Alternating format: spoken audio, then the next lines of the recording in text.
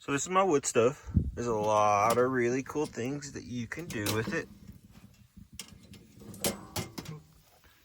Tonight, we're gonna make some food. Shout out to my mama for teaching me how to cook. So tonight, we're gonna make a beef stew for you. This recipe is super duper simple. We are gonna make it on the wood stove. Your ingredients are stew meat. I buy just a normal pack. Get you a whole onion to chop and put in here. Carrots, potatoes. And you can do these in any form that you want. I just like doing the cans and the frozen stuff because it's easy, but a fresh onion hits. Then the last two things you're gonna need are beef broth. We're gonna put that whole thing in there.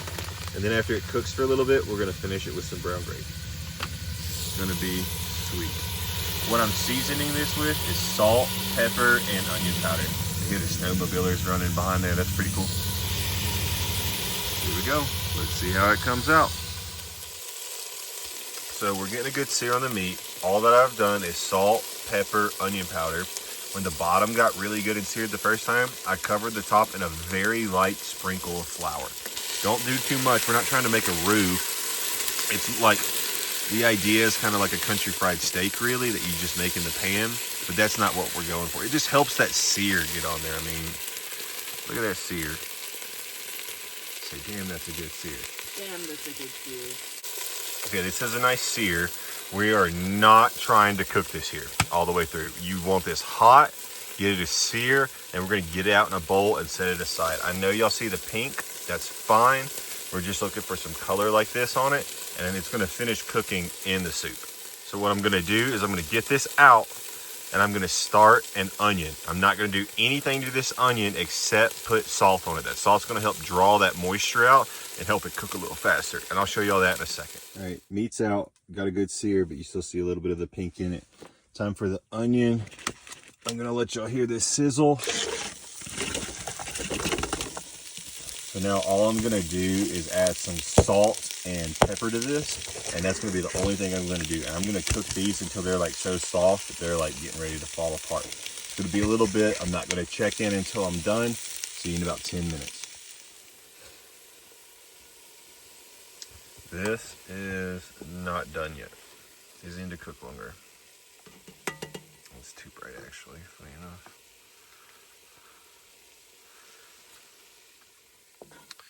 These are not done just yet. They need to go a little longer.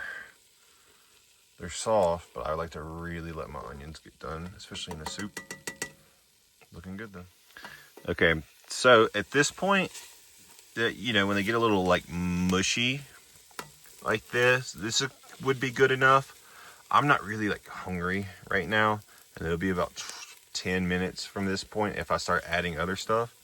So I'm just gonna let these cook for a little bit and start to caramelize a little bit. But at this point, you could start adding in stuff. I would add in the meat and the beef stock at this point and let it start cooking, and the carrots and potatoes.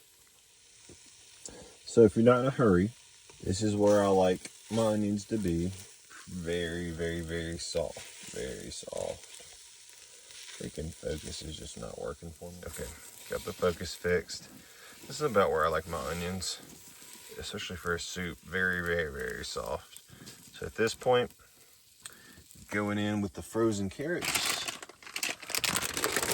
just to get some flavor and make sure that they're cooked all the way through and not frozen. If I had done raw carrots, what I like to do, they would have gone in at the same time as these onions. Now this is just like warming up, getting cooked all the way through and adding some flavor into it. We'll come in with the can of potatoes, 2 cans of potatoes next. Get that going and then get everything cooked up warm. Then do beef stock in, get all that melted good, and then we'll add the beef in back after that. So a lot of things have happened. Just want to catch you up. Brown gravy mix and the beef broth all went in there. So you've got the carrots, the 2 cans of potatoes. We've got our meat right here. We're gonna let this get to a boil and then we're gonna add the meat back. What I'm gonna do is I've gotta move this off of here because there's a little spot right there. That little circle comes off. So I'm gonna take that off, put this pan back on there so it gets hot enough so this starts to boil.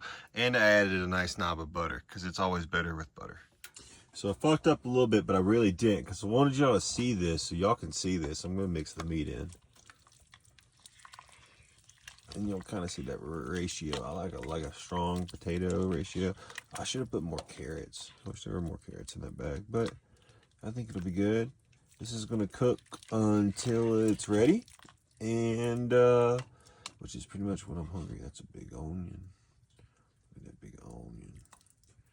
So I'm going to let it cook, reduce a little bit, get a little thicker.